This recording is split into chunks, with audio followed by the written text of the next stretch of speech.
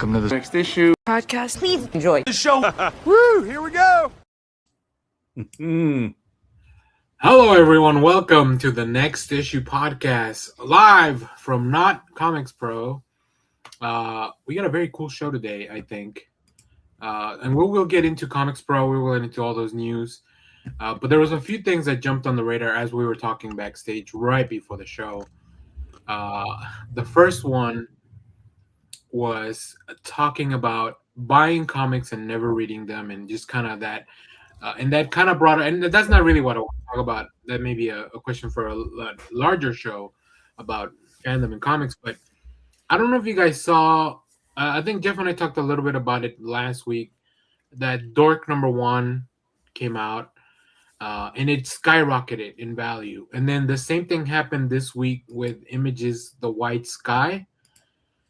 And I don't know what the heck is going on, because, I mean, they're just like #1s, and I read the book. Speculators. Yeah, but it did not.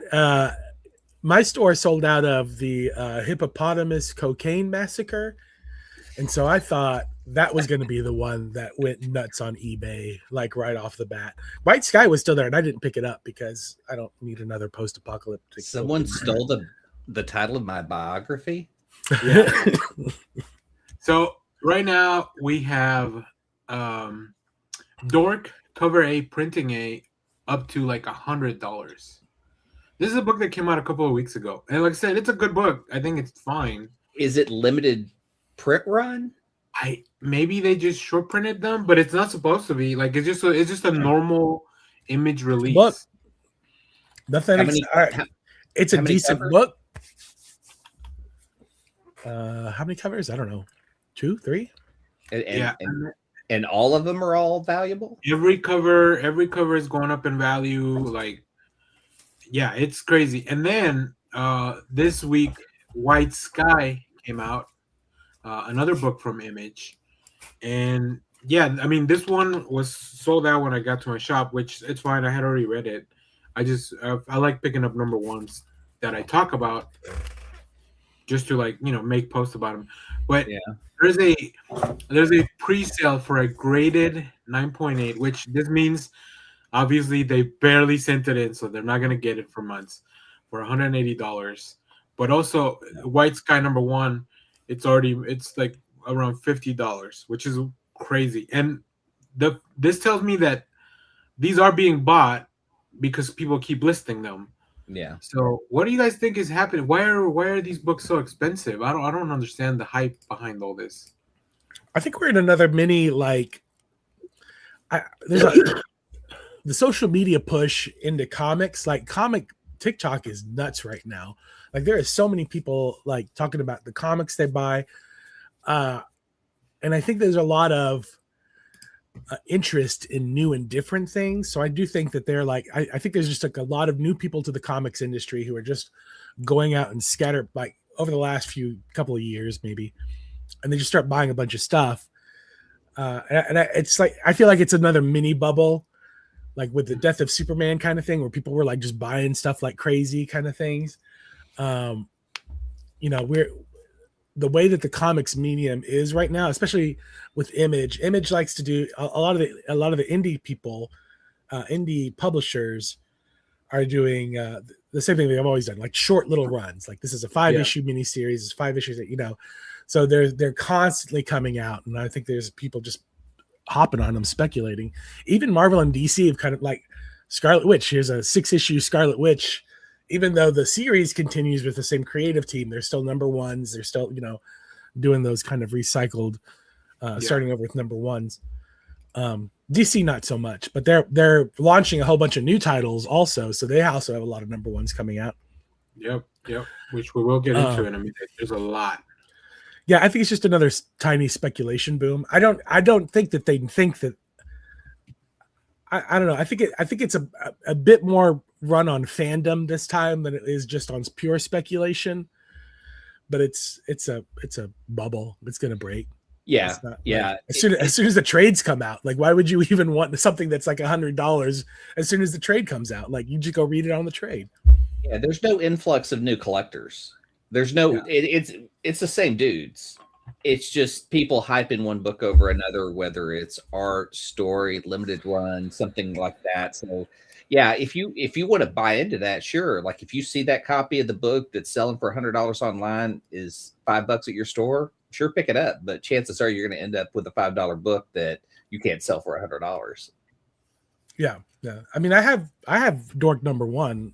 I was able to get my hands on it. I mean, before, because I went and picked it up on Wednesday. I didn't even know that it was going to be like a big thing. Yeah.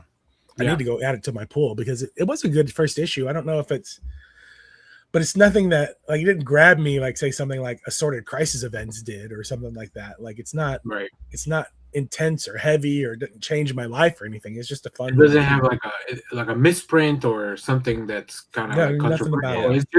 It's just a fun book about a half orc, half dwarf that it goes on a violent rampage with a shield. That's it. Yeah. Okay. Well, if there's people watching this, my advice: Image has a lot of those books immediately out in the library. I'm looking right now on Hoopla. White Sky number 1 is right there, free for you to borrow with just your library card. Okay, but we're talking collectability though. Like, would you? If you just want to read it, yeah, and you can't get a hold of it because you can't buy it anymore because people sold out at your shop, there are alternatives for you to read it. Because a lot of these are just like, well, I want to check it out. It's a new number 1. This is how I decide. Do I want to, even if I just want to trade weight it, like I either read on number 1 to decide if that's going to be even the case, right? Yeah. Yeah.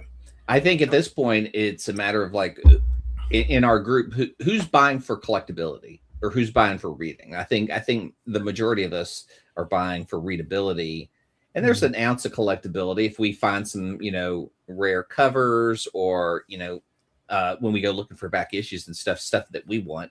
But again, the hardest part of collecting comics is when you sell it, because you've got to find someone who values your collection as much as you do, or values those books as much as you do. Because when it comes down to it, like I've been collecting since I was 10, you have a lot of filler. I mean, comics are like the pulp fiction of the 20s and 30s. They just keep pumping them out left and right. So there's so much content to pull from that you're just going to end up with a bulk of junk. And so, if you're looking for collectability, that means that your collection at the end of whenever you want to sell it's going to be worth something. You got to weed out a bunch of junk. And I think speculating is the worst thing you can do. Yeah. I mean, I guess that does mean that we do get second prints and stuff, and that's good for creators. So that's I guess as long as they're selling them. Also, creators now, I don't know how that works because they get comps, right? So like, as a creator, like, if I like, do I want to get this sold or do I want to just like try to get in on the hype and like maybe cash in on, cash in on something? I'm gonna sign a couple of these and put them on. Yeah. Well, and like this week, and this is a plug for something we just did on the channel. I talked to comic writer Jordan Morris this week, and he has a new comic book called Web of Venom coming out in April. Just a one shot, and somebody left a comment on that video, and I appreciate them for watching. But they said, I just pre-ordered this on eBay, and I was like, okay. I mean, maybe that's just the only way that this person can get their comics. But eBay's not even like the top 10 of like where I would go get a new comic book to read. Yeah, I feel like I follow a lot of people like that order their stuff from like Golden Apple or like just some random comic shop, and then a lot of comic shops will just you can put up a sub even if you don't live in the city or the state or whatever. You can still set up a sub at a certain comic shop, and they will package them up and mail them to you. Yeah, and they do have. I know they do have, some of the shops have eBay stores, so maybe it's just easier for them to do the distribution or the shipping stuff, whatever, through eBay. So hey, we're lucky because we have so many comic stores in the area. I can't imagine being like in the Midwest or somewhere where you just have like little to nothing in choices that you have to mail order stuff. Yeah, we were talking about that too. Like LA is a kind of a booming city when it comes to just the comic vibe, because so many creators live there because they're working on like comics/TV movie stuff, right? Movie, yeah. And then just there's a really good vibe with the comics where these comics shops are creating communities and having events and doing like these little conventions or or they have the availability to have people come to the store for signings and all that. So yeah, that's something that I do take for granted sometimes because we do live here. Like in any direction that I go from my house, 20 minutes at most, and I can hit a comic shop, right? Yeah. So all right. Well, let me know What you about think down? Yeah. What about down or up? Yeah. Can you go up and then hit a comic shop in 20 minutes? Only if Superman. Maybe even arc. Superman picks me up. I'm gonna get into one of those dune worms. Yeah. Go down. All right. Before we get into the big news, we do have a little what's it called? Quick hit. But yeah, make sure to go check out that interview with Jordan Morris. Also, last week we went apeshit with Josh Trujillo, talking about his Apes comic. So make sure to go check those out. I'm curating a playlist now that we have enough interviews with comic creators, and of course, always working to get more on the channel. But Clay brought this up to my opinion, and I would be remiss to not talk about it. Stephen Amell, Arrow himself, he will be starring in the upcoming reboot of Baywatch. Now, Clay, tell me what you know about this series, and we'll fill in some of the blanks. Run in slow motion while you're letting us know, please. As well. Yes. It was a show with celebrity in bathing suits who played lifeguards, and you just filmed people being saved on the beach or whatever wacky story they could come up with while they ran in slow motion. Yeah. That is the plot of Baywatch. Funny enough, I'm looking at the article from Hollywood Reporter here. Stephen Amell kind of jokes like, no matter how hard I work, we're going to cast someone in the early 20s on this show, and they'll be able to roll out of bed with an 8-pack, and there's not a thing that I can do about it. Right? And that's kind of He's already missing the old Ollie body. Yeah. There's some salmon letters, buddy. Some salmon letters. Right. I mean, this man lived without a shirt on for 10 years almost in the CW, right? So yeah. Okay. I would like to place a wager on this show versus Arrow. Will there ever be a plot in his new show as wacky as the idea of in Arrow when Felicity got up out of her wheelchair and walked out on him? Is there going to be a scene wackier than that Arrow scene? Because that scene is amazing. It is Baywatch, so it is Baywatch. Yeah. Baywatch does have some ridiculous stuff. It could be like a shark gets up out of a. She was crippled, and she just got up and walked out on him. Not only to leave him, but now she had the power to walk and do it to him. So it was just the funniest thing I've ever seen on a TV show. She made a chip implant. That just shows how determined she was. That's right. And in Baywatch, that shark will do the same. The shark. I know, but this is also the same world that has Captain Atom and like all the different kind of or not Captain Atom. I'm thinking Sword of the Atom. So I'm thinking of what's his name's character from Legends. You got to be more specific because there's like 20 people in Legends. Yeah, the guy that played Superman that played Ray. Yeah, like that technology available, and yet she's like, I'm in a wheelchair, I can't move. But we're gonna make a chip. Oh, that's how they implanted her or something in her back through technology. It is technology based that she was cured. She didn't just get up. It wasn't like a miracle healing, Clay. This was not Nightfall, Nightquest, Batman gets miracle cured in the Caribbean. Yeah. She had like an implant in her back. I thought that she had the implant and it failed, and so she wasn't going to be able to walk, which was always ridiculous because it was like, how many times do you do science and you just fail and you go, oh well. That was wild. Yeah, that would be wild if it was just like a miracle cure. But I mean, it is comics, so there is precedent there. I expect Baywatch to have a story to outdo that Arrow story. I think so. And then of course, you mentioned that this is the same world from the original Baywatch. This is not a reboot where throwing everything away, right? Because Stephen Amell's playing David Hasselhoff's son in the show. Hobie, I think is his name. Yeah, I think so. So that'll be interesting. I wonder. I mean, if this show is a hit, like this, there could be a lot of cameos from legends back in the day. I think Jeff, remember that convention we went to last year at some point for the Turtles, and there was like a Baywatch section Yes. in like Yes, the there was last a big row, one. which was unexpected. Yeah. Yeah. So I mean, there a lot of those people are still around. Yeah, and there was First also Baywatch ran for 11 seasons, by the way. Yeah. and it had a spin-off, Baywatch Nights, where Nick was, I believe, a private investigator. Yeah. Baywatch swam so that the CW Arrowverse could fly. How many kids wanted to grow up to be a lifeguard / private investigator because of Baywatch? Me. Now me. It's just a lot of people. Or just work with Pam Anderson. Yeah. Oh, I mean, yeah, that was definitely on the list. So, all right, real quick, I do want to touch on a quick question. This is another big topic, but we got a question in the chat from Kelbon Doc 5382. They say, your thoughts on AI? Will AI generated art kill indie comics or open new doors?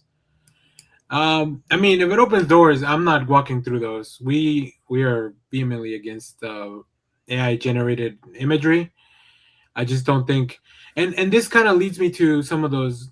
Have you guys seen the people keep talking about those videos? So I've never actually seen a video, but I've seen a few videos of people in front of those AI generated videos of like these fights that they take the choreography from a famous fight and they just like reskin it with like comic book heroes or whatever. Yeah, I don't spend a lot of time on that because I don't want that stuff getting like deep into my algorithm. Because Instagram, you stop at one thing and they're like, "Oh, you want this? You want diaper ads? All right, I'm gonna get you 10 different diaper ads." I was like, "No, I was just trying to figure out." I looked away for a second from my phone, and now it's all garbage. I literally looked up to watch the TV for a second. Now you think I'm really into this thing? Yeah, I don't think it'll be either. You are my second screen, all right, not the other way around. Yeah, I don't think it'll be either. I think there are enough creators out there who love creating, on their own to continue to push their way into the indie scene without the use of AI. And I think anybody that does will probably. I won't go as far as saying they're going to be like ostracized or anything like that, but I don't think that they're going to get the following that they might think that they could get. No. Look at the conventions. They've kicked out AI artists out of comic book conventions. So, I mean, the comic book industry won't stand for like that kind of art to come in, and it won't kill indie comics. There may be a publisher who develops an AI database of comic book art, but then he's just stealing. So he doesn't own any of that. It would have to be a major publisher who owned all of that art. And I'm talking about like maybe Marvel, DC, Dark Horse, Image. Who would you put in that? Even those, even Image and Dark Horse, like there's deals sometimes a structure where like they don't own anything, right? Because they're just the publisher. Yeah, like whenever Matt Millard left, he took all his stuff with him, even though he had published that Image and Dark Horse all this time. Brian Bendis did the same thing. Like he owns all that stuff. So I think another thing that is missing from all this AI generated imagery is the collaboration of it, because you're not, we've talked to writers on the show. Like one of the things that surprises them the most is when like they get art back and they look at it for the first time, right? Because they don't know, they have an idea in their head, but the machine doesn't know. Like the machine doesn't have those intuitions. It could probably mimic a lot of different styles, like if you really prompt it to. But I think that specific addition of like, here's the writing, here's the script, now I'm going to infuse my essence in it as an artist and then make something. And look, we've also read comics where the art is bad, or at least it doesn't appeal to us, so we're not going to say that everything's perfect whenever it's made by a human. But there's just something about that collaboration that you don't get with a machine, right? So yeah, I don't think it's going to help anyone. I mean, it's if anyone shows up with AI art, they've collected art from another place, so they're just reusing that. And how long can they reuse it before it eats itself? If you've seen what AI art does as it ages, as it consumes itself to create more and more, it becomes like a distorted nightmare. So you may like say, I want to create art like John Byrne and create a new series, and I want to use that style, but you got to get that entire database of work from a person. So if you're willing to contribute your art to AI, good luck. And that happens to people as well, right? In the 90s, there was a lot of publishers that were having artists kind of locked in. Like, you have to draw things like Jim Lee. You have to draw things like Rob Liefeld. Yeah. And then you see their work later when they're finally free of those restrictions, and you're like, oh, Sienkiewicz, holy shit. Yeah, you have it's your own amazing. fucking distinct style, right? Like, so yeah, it's a lot of that. So I don't think so. I wouldn't. I mean, even if just a thing, we wouldn't be on board with that. But okay, thanks for the question. I do think it'd be funny if AI art were to take somebody like Corvus Glaive, who has like actually 6 fingers on his hand, and then just give him 5 fingers. That's the one thing you're known for, AI, is giving people extra fingers. The one character that has extra fingers, you gave the normal amount of fingers to. Yeah. Continue. Eye boy, it removes all the eyes. Yeah. It's just like there's too many eyes. Yeah, I can't imagine a comic book industry where we never saw anything new and original, where it was just AI art. Because that's it. When you go to the comic book store and you find that book on the wall, that's because there was a whole bunch of people putting work into something original, and you see something new and different that you've never seen. If you went to a comic book store that only carried AI books, you would never see anything that you hadn't seen before. Mm-hmm. Everything looks rubbery. If you wanna check out if you want a show that expands a little bit more on one of those themes, check out Pluribus on Apple TV. It's not the only thing it talks about, but it's definitely one of the things that it touches on. Okay, next, the meat of the show here. We're gonna get into it. We're gonna talk about COMICSPRO. COMICSPRO is going on right now. Now, for those that may not know, COMICSPRO is a convention for comic book retailers.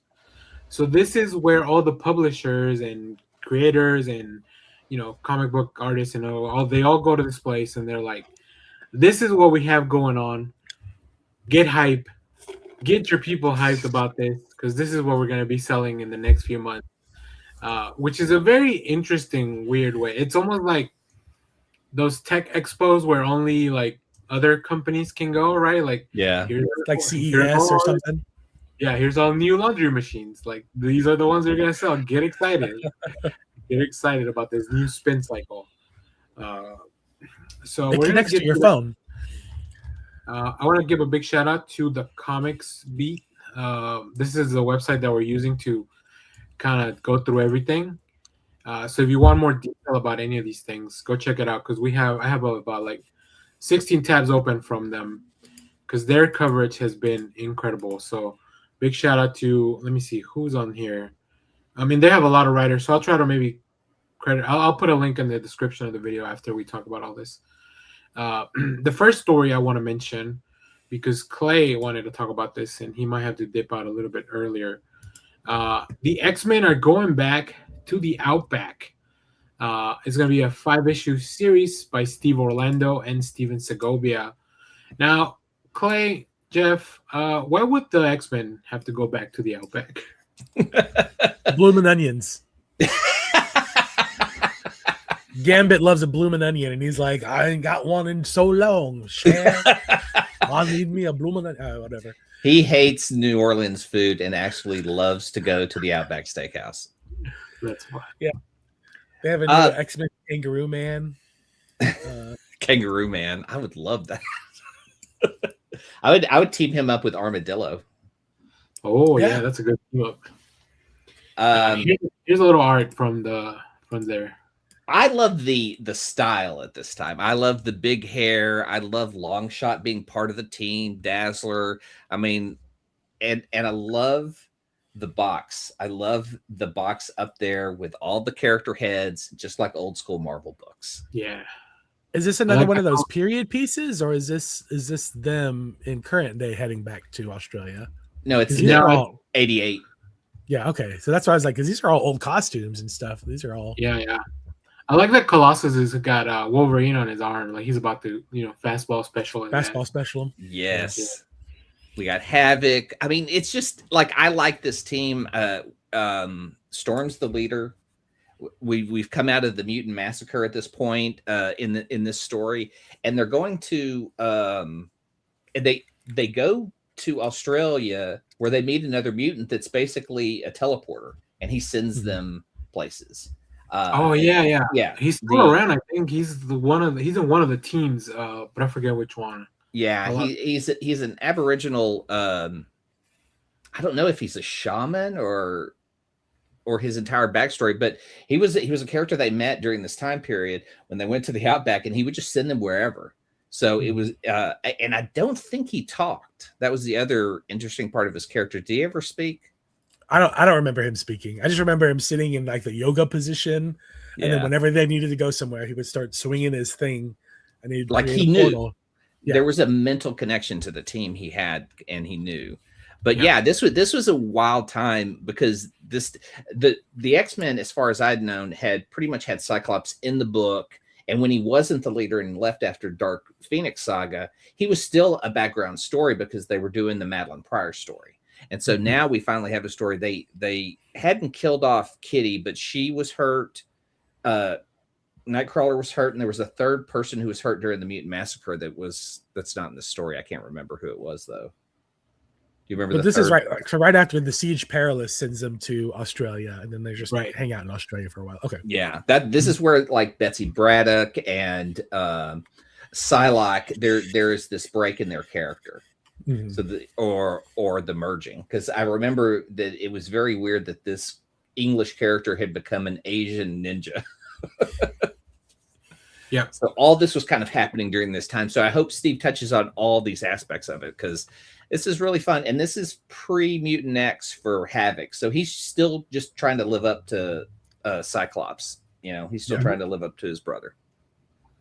Issue 1 will drop on June 24th, later in the summer. In the meanwhile, you can check out stories by Steve Orlando by reading the Sorcerer Supreme that's coming out. And Segovia is actually doing art for the New Avengers run currently. So go check that out. Okay, let's see. We have another quick question here. I like these questions. What was the first comic that made you realize that this was a serious art form and not just kid stuff? Oh, wow. It had to be something crazy during the New 52, but I don't remember. Definitely Greg Capullo doing the whole thing with like turning the page around and holding the book. Yeah. That was really cool. Like something I just never seen. And I don't ever. Oh, there we go. Jeff, you may be muted, Jeff. I don't know. Yeah, he was coughing. Oh yeah. You're still muted. You're still muted. I'm looking for a book that I You're still somehow muted, Jeff. Yeah. Did you turn off the microphone? There you are. There you go. No, wait. Do it again. Came on for a second. There you go. There you go. Okay. Light means on. There's power. Ooh. Look at the interior art here. Yeah. Page. I mean, and look, Marvel DC Comics definitely are aimed for kids, a lot of it. Yeah. Right? Yeah. I would have to say Watchmen, because like I was a kid when it came out, and you're looking at a book but looking at the page and how the page is laid out. So it was more than just telling a story. It was like you were looking at it at a different scale. There's intention for the layouts and everything in Watchmen, right? So yeah, but I think it's almost comic adjacent that I discovered like Frank Franzetta art, which I believe is totally like, seen as fantasy art, but I believe is some of the most beautiful art done.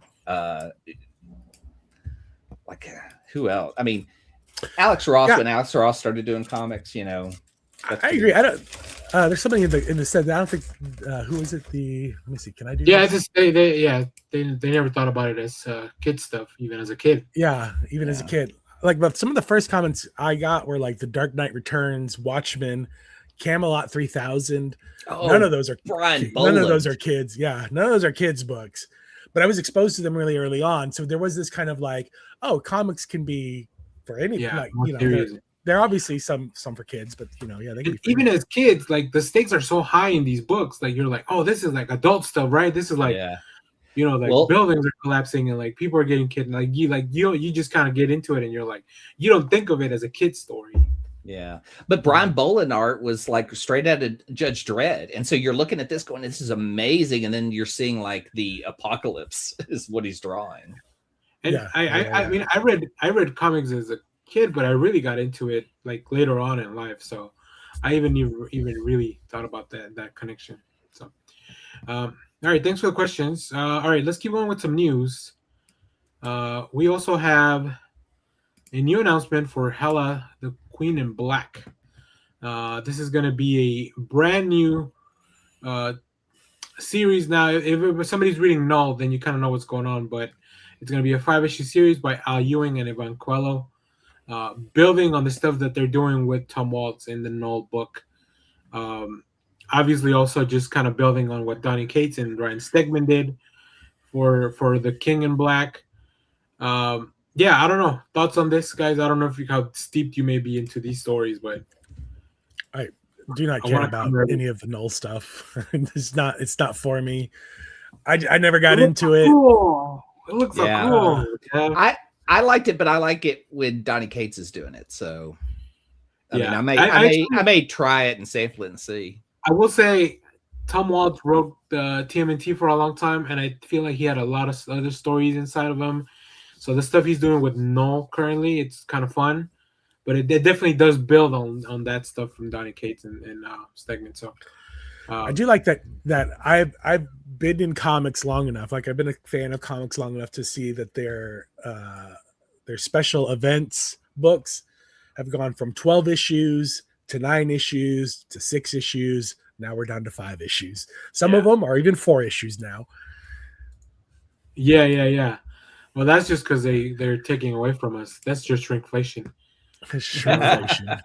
Yeah, my Secret Wars was 12 issues.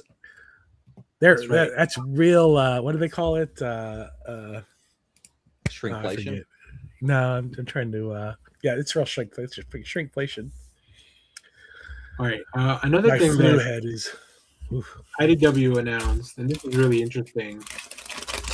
We're getting a Hello Kitty comic book from IDW by Mariko Tamaki. Dark reboot.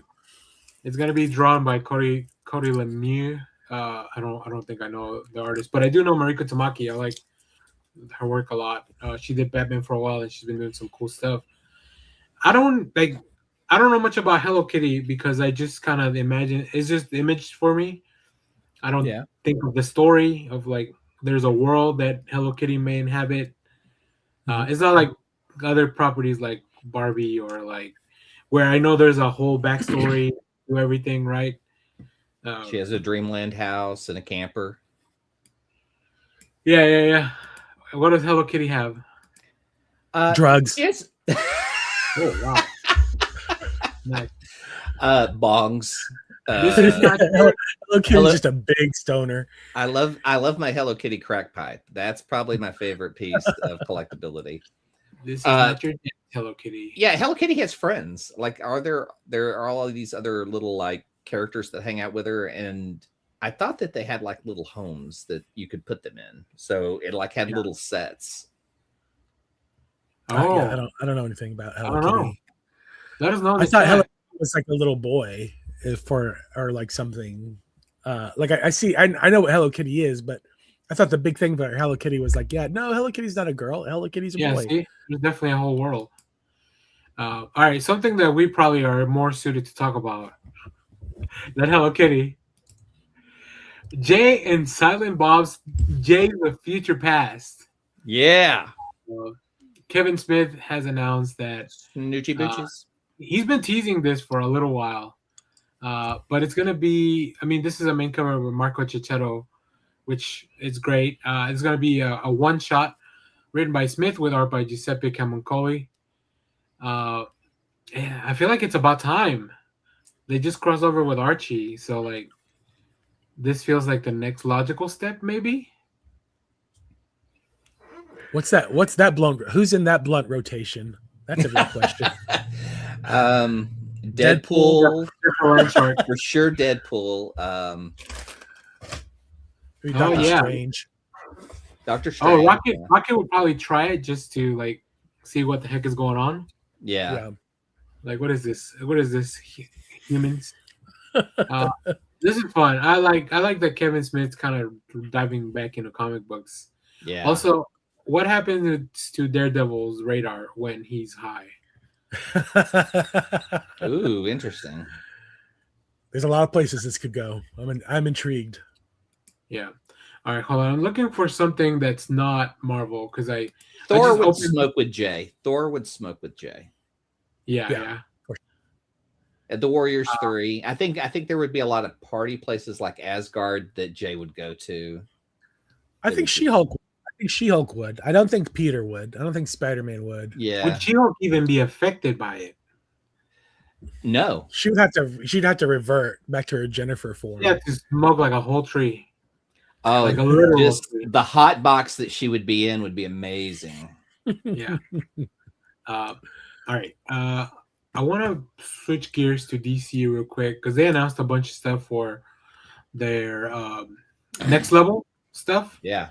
So we're just gonna go through this article. I think Heidi McDonald put this one together. Oh, the beat staff, but Heidi McDonald was. I think she's the one that's actually Heidi there. is. She is in charge and running that. She has been for the longest. So we're getting this. Speaking of Marika Tamaki in Hello Kitty, she's also writing this Barbara Gordon. Oh wow. Story. So that's pretty cool. Let's see. Barbara Gordon goes to jail. Yeah, it looks like that's what it is. She's hunted and framed for Gotham City vigilante activity. So she's arrested for aiding the Bat family, and she's shipped off to Supermax. So does that mean that her identity is gonna be revealed, or is she helping them out as Barbara Gordon? As Oracle? Yeah, probably. Yeah, interesting. I feel like that would be a lot of revelations if they caught her. Which we get a lot of really cool covers here. Yeah, who's in the Supermax with her? I don't recognize any names, any people like right off the bat. Says It when looks DC like a lot realizes of we don't have a lot of female villains. We need. Well, it looks like there's a lot of these are like enforcers for villains. Like, Yeah. look, she looks like she might have worked with Harley or the Joker. Yeah, at some point. I get that vibe.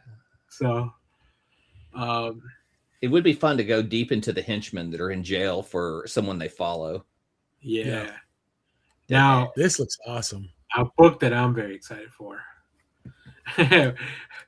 Barbara's face really says, "I wish you would." Yeah, try me. All right. Coming off the success, I think, of the Superman Kryptonite Spectrum, the team from the Ice Cream Man anthology is back to do the Dead Man. This is by Maxwell W. Maxwell Prince and Martin Morasso and Chris O'Halloran. Here's DC's description of the series.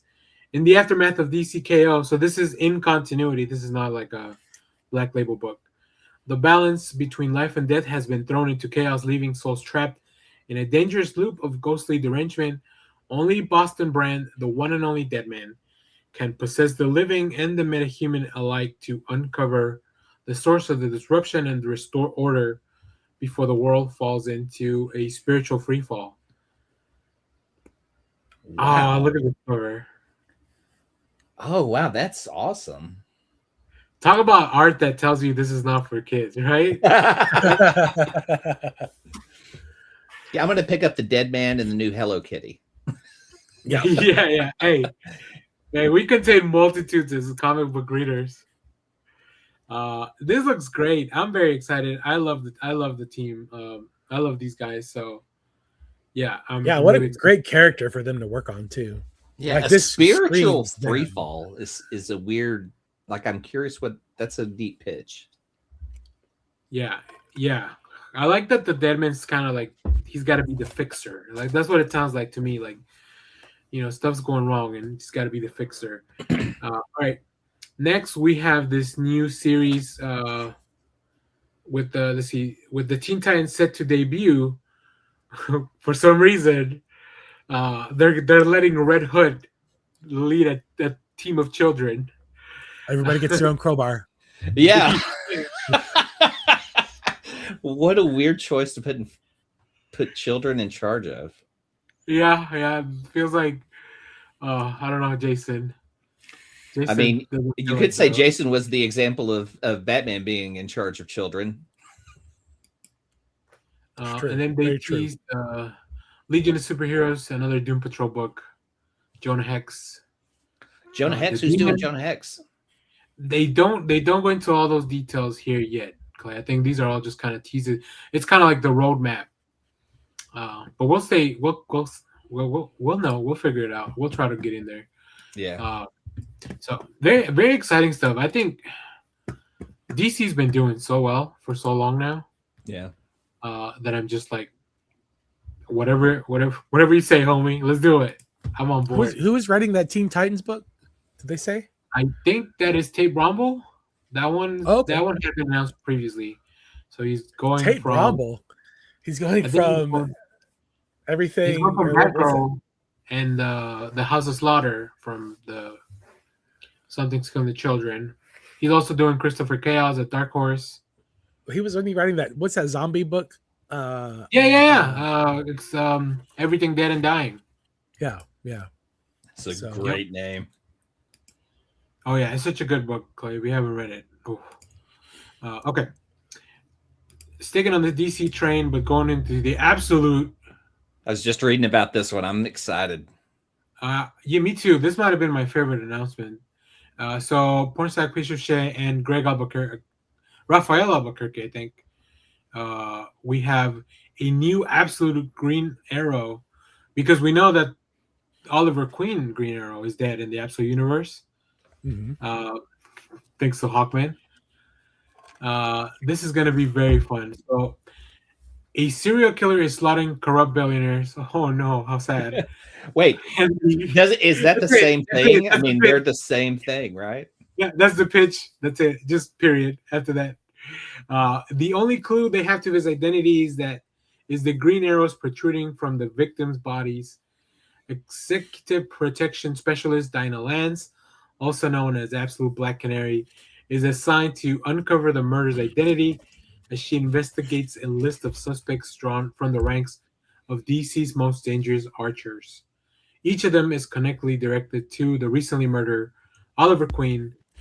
As a deadly mystery unfolds, this urban horror reimagining of the Emerald Archer's mythos is brought to life by Eisner Award winners Pornsack Pichochet and Raphael Albuquerque.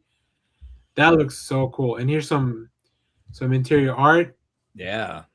and some variant covers. God, they really I went love hard on that. these. Yeah, that's cool. That's cool. Tula Lote. This is the one I'm definitely picking up. So that must be the absolute Dinah Lance. And then we also have the Catwoman series coming out. Absolute Catwoman is 6-issue series. This was announced last year, co-written by Shay Grayson and Scott Snyder, with art by Bengal. So that's going to be really fun as well. Yeah, I am a big fan of Bingle because he did a book with Rick Remender that's like a car book. It's like Glory, huh? Dead or Glory. Yeah. Oh my God, I love that art. So good. It's so good. I want him to do a Fast and Furious book because he draws cars amazing. So I his think Catwoman, I'm curious to see. I like really love his art. If I remember correctly, that is being worked on to be a TV show. It's been a little while since I heard anything about it, but I do remember. Better that. be cool as hell because that book is cool as hell just because of the art. So I got to duck out, guys. All right, thank you, Clay. We'll see you later. See ya. Take it easy, Clay. Yeah, I don't know, Jeff. What do you think of this absolute stuff that's coming out? I'm super excited for it. Yeah, that Green Arrow book looks really cool. I like Pornsack Pichochet. I like their work. Yeah, Raphael Albuquerque's got some great art. Yeah, DC is just continuing to just really put it out there, you know? They really just are like raising the bar on like, let's just do interesting stuff. Like that's the main thing. Like it's all really cool. It's really interesting. So Yeah, I'm glad. even the stuff they've announced, I'm like, I'm not really excited about that, or I don't even know, like they did announce that, and I don't know what you've got coming up next, but they did announce that Martian Manhunter was coming to an end at 12. Yes. But and I'm, I love Martian Manhunter. It's a fantastic book. Every single issue is brilliant. But I would rather see these things come to an end before they jump the shark. Naturally, Uh, yeah. and then have it just be like an amazing series. And reading whatever article I was reading about that, both of them, both Denise Camp and Javi Rodriguez were like, yeah, just DC pitched us with something else that we couldn't turn down. So we couldn't do both. So I was just like, oh, that's the perfect reason why to end the book, kind of thing. So And they said that they're like DC told them, like, if you ever want to come back to this and do some more, you can. Yeah. Like, so that's perfect. Yeah, that's great. And every even the stuff that I don't, like, I know a lot of people are upset that Green Arrow, the normal Green Arrow book got canceled a while back. Mhm. Same for Birds of Prey. Yeah, even the things that I would call like missteps, like, are replaced by things that are like, oh, that's cool. That at least we're getting this out of it. Yep. All right. Well, we're staying on the DC train, but we're switching over to the Vertigo stuff. Now we've already have 2 of the Vertigo books have come out. Bleeding. Well, I guess 3 total, with the Nice House by the Sea coming back. But also we have Bleeding Hearts. Speaking of Denise Camp. And then we had this week, End of Life, #1, the Kyle Starks book with Steve Pugh. Come back tomorrow to hear all about what I thought about it, or go check out my review on the channel. Either way. But we got dates for the rest of the Vertigo stuff that they had announced at New York Comic Con. It looks like these are going to be kind of like on a monthly release. So Brian Azzarello and Eduardo Rizzo coming back with their 100 Bullets, the U.S. of Anger. Which, what a great cover by Dave Johnson. I mean, such a cool cover. And then so that'll come out in the summer.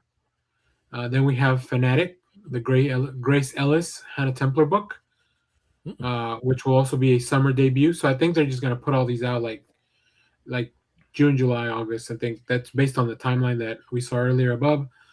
The Tom Taylor, Derek Robinson Dinosaur Zombie book. Nick Cretaceous, so awesome. and then the Black Tower. This is the Ramby Mike Perkins book, The Raven Conspiracy, will be fall books. So maybe we're getting like 2 new Vertigo books quarterly. Like we got the winter books, and then we'll get some in the spring and the summer. And then the Crying Doll, the Mariko Tamaki, Rosemary Valero O'Connell, and A Walking Shadow. This is the Simon Spear, Aaron Campbell book. These are going to be released. No exact dates yet, but it looks like these are going to be for the winter or afterwards. So very cool. We do have the Peril of Brutal Dark coming out next week as well, which I have gotten a chance to read. It's pretty good if you like your pulp noir stories. You like your, speaking of fixers, Ezra Kane is a hell of a fixer. I'd be real curious next year, when we get to next year, what the DC market share was for the year. Because between Vertigo, their absolute stuff, and their normal, like, that's 3 different revenue. Like, in every single one of them, I'm picking up books on. Whereas everybody else is just kind of like, my wallet's not happy about it. No, not at all. Especially when like last week I didn't get to go to Titan, and then I go to Titan this week, and I'm like leaving with like a pound of books. You can't skip a week. No. All right. They've also, Marvel, going back to the Marvel side, they released the new big change that's going to happen, Avengers Armageddon. So this is probably going to be from either the Fallout or a series that follows the Armageddon event that kicks off in a few months, with Thunderbolt Ross having claimed Latveria for the U.S. This is going to be written by Chip Zdarsky, drawn by Frank Alpizar and Delio Diaz.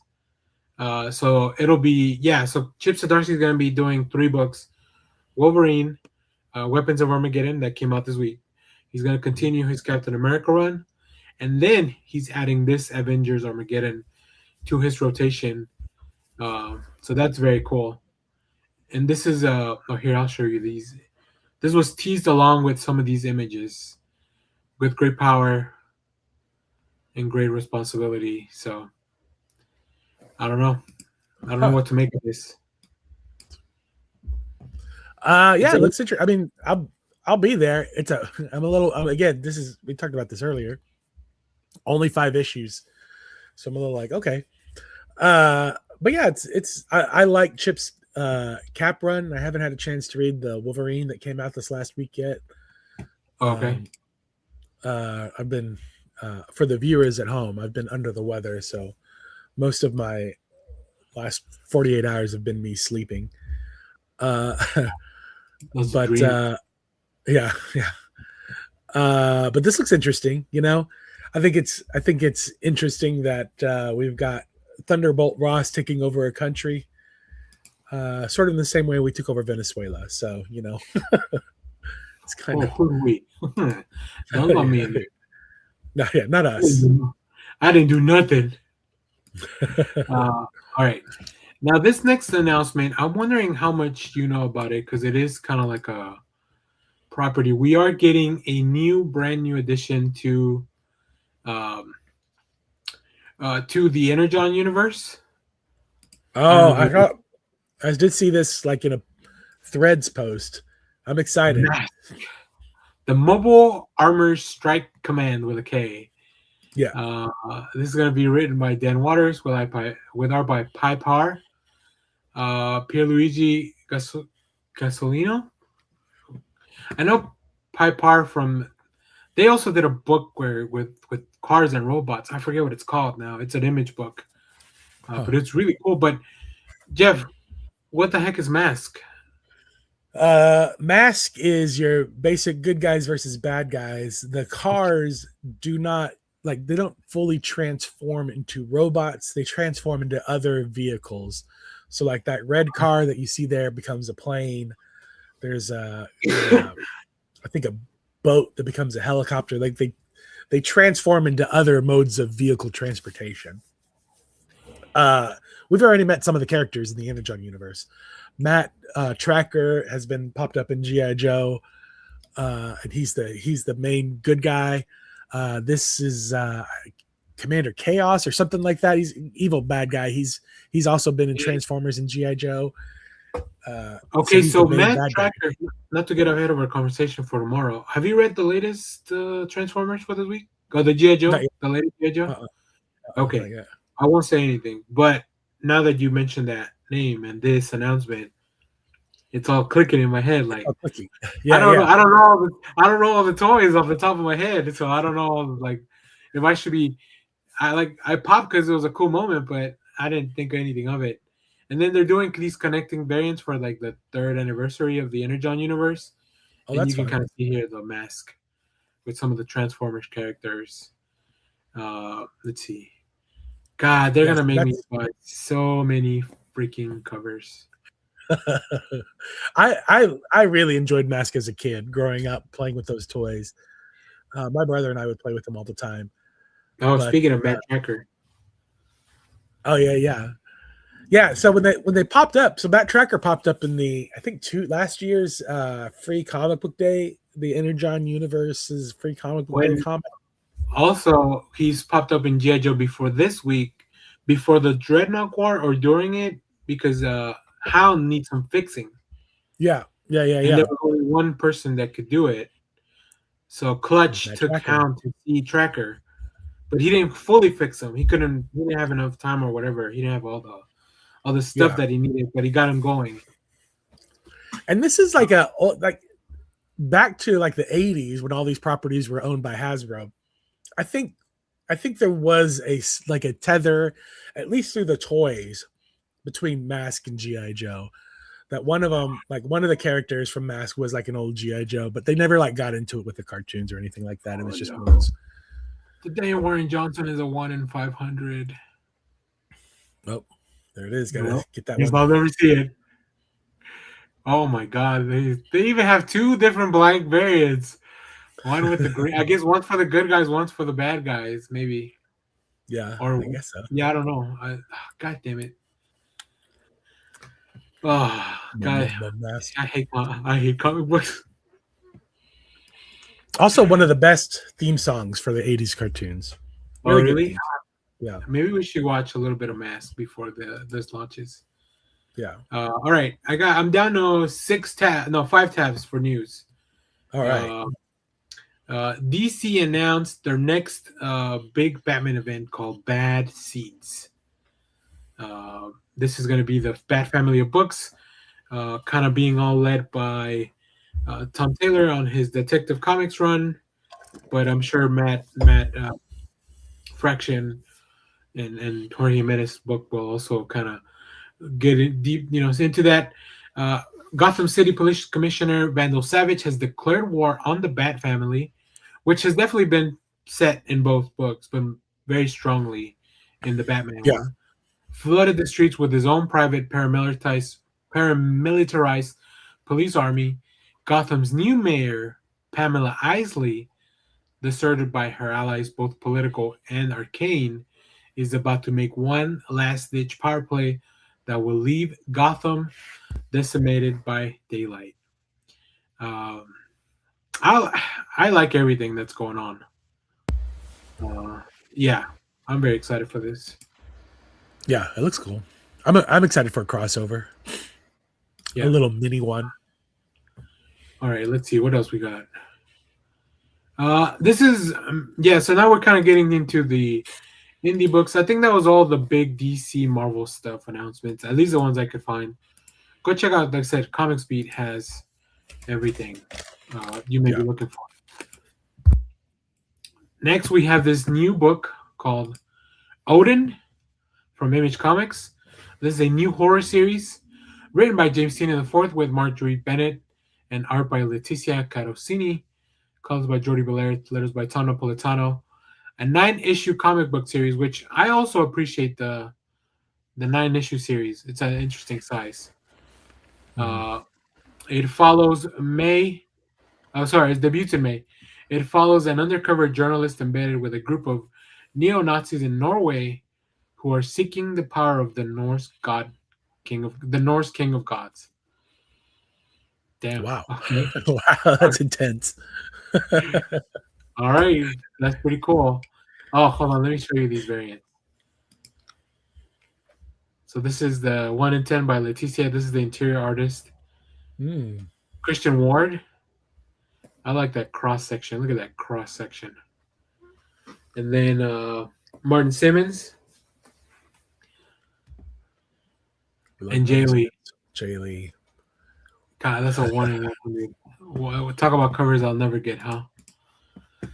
If you thought Dork was expensive, wait till all right. Also, friend of the show, I think maybe Zach Kaplan. I don't know. We're on his email list, so he likes us. He announced 3 different things coming out with Dark Horse. Only the Savage Are Left with art by Stefano Raphael. This is a 5-issue action adventure. Surviving the monster apocalypse requires you to become a monster yourself. That's pretty good. Of course. Always. The Smart Division, which if you know Kaplan, he likes to do those like sci-fi but like intense sci-fi type of books. This is with John J. Pearson. 2 FBI agents attempting to stop an AI app that helps people commit the perfect crimes. That's really cool. And then Kill All Immortals, Part 3. Okay. So Part 2 is going on right now, and you can go check that out. I need to catch up on that. Kill All Immortals it's like Succession and Game of Thrones kind of smack together because they're like Vikings. They're immortal Vikings, and they're kind of fighting for see who controls. I think I read the first issue of that. First issue last year at some point because Zach sent us the review. So, yeah, I remember that book now. Yeah, I need to catch up. It's really cool. All right, just a couple more, and then we'll close out the show. Tiny Onion. You can't have a show without talking about Tiny Onion. No. We're getting 3 new miniseries from the world of exquisite corpses. We're getting one about the Fox Mass Killer, one about the Lone Gunman, and the third one you would have never guessed. It's about Rascal Randy, the guy in the bunny suit. Okay, I'd want to read a Rascal Randy book. Yeah, for sure. Yeah, so it's gonna be done by the teams that were in those issues that these so Tyler Boss, Shay Grayson, and Pornside Fisher Shay are going to be doing that with art by Dylan Burnett. That's for Rascal Randy. So yeah, this is cool. I mean, I want more of that world. Yeah, for sure. I haven't read the latest issue. I think 10. I think the Lone Gunman is on the is in the cover.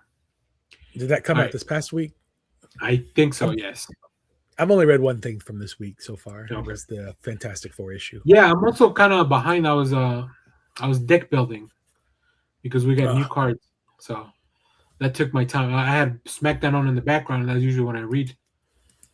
So the last thing is, and maybe I did save the best for last.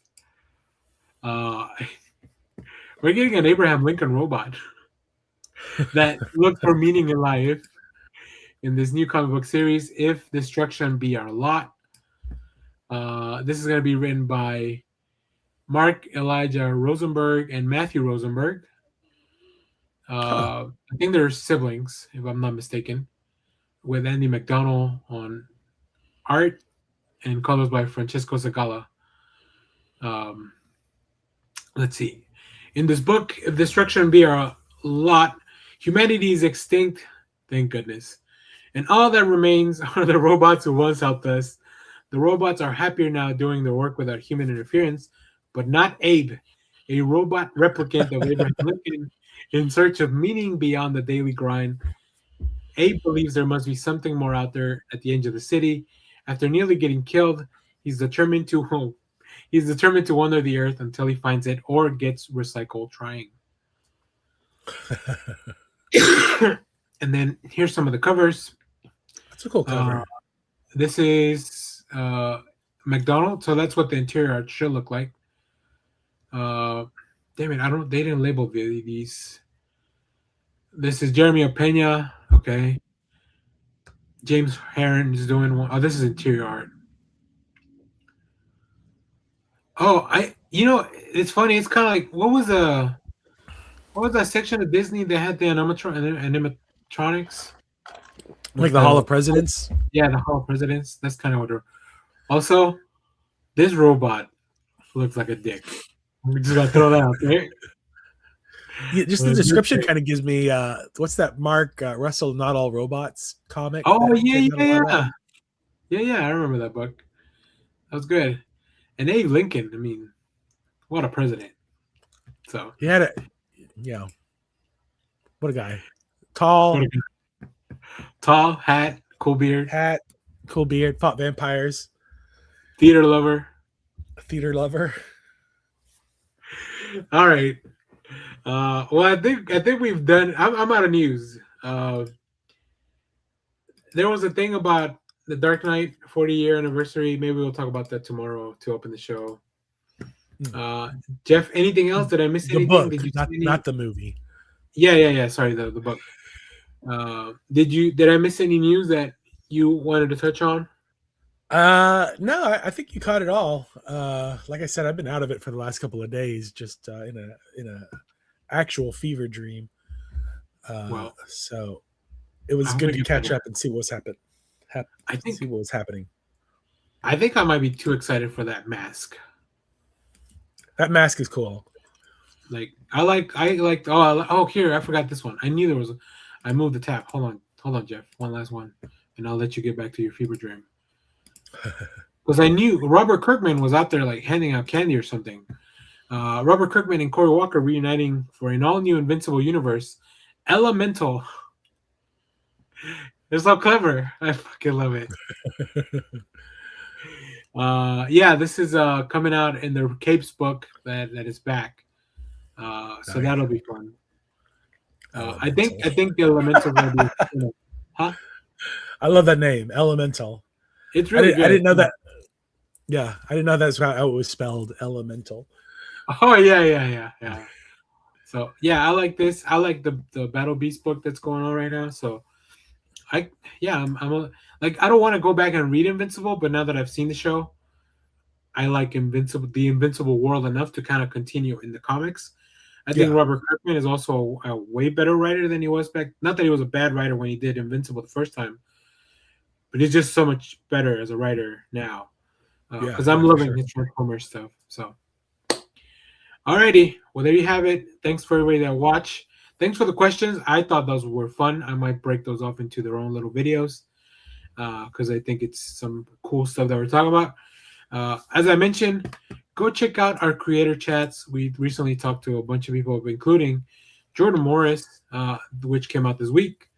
Also, Josh Trujillo, which we talked about last week. I think there was last week. And then a whole bunch of other people. A whole bunch of new announcements. We didn't talk about the Godzilla book because that really didn't come out at COMICSPRO, but I'm excited for that horror Godzilla book as well. So yeah, there you go. Alrighty. Thanks for watching, everyone. Go follow Jeff on TikTok so you can see what it looks like when he's not sick. And also talk about comic books. I don't dip into the TikTok of comics anymore, but Jeff's holding it down over there. So yeah. All right. Thanks for watching, everyone. We'll see you later. Thank you. Bye-bye. The most important thing in life will always be Hey, Bebo. Twitter loves you. Simon Sandler, get the fuck out. All right. Bye. Get out of here, you weirdo.